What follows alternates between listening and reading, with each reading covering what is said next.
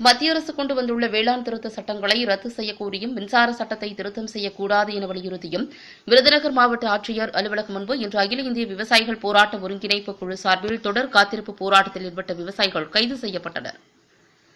மத்திய அரசு கொண்டு வந்துள்ள வேளாண் சட்டங்களை திரும்பப் பெற வலியுறுத்தி டெல்லியில் போராட்டம் நடத்தி வரும் விவசாயிகளுக்கு ஆதரவாகவும் வேளாண் சட்டங்களை திரும்பப் பெற வலியுறுத்தியும் நாடு முழுவதும் பல்வேறு தரப்பினரும் போராட்டம் நடத்தி வருகின்றனர்.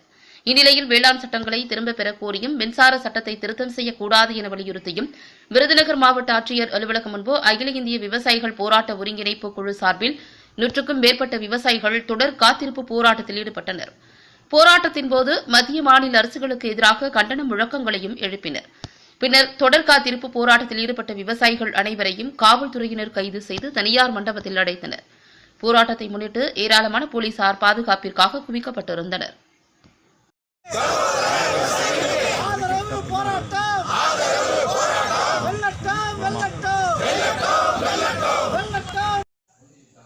தொடர்ந்து உடனுக்குடன் அப்டேட்டுகளை தெரிந்து கொள்ள நமது கொளத்தூர் நண்பன் சேனலை சப்ஸ்கிரைப் செய்து சோசியல் மீடியாக்களையும் ஃபாலோ பண்ணுங்க.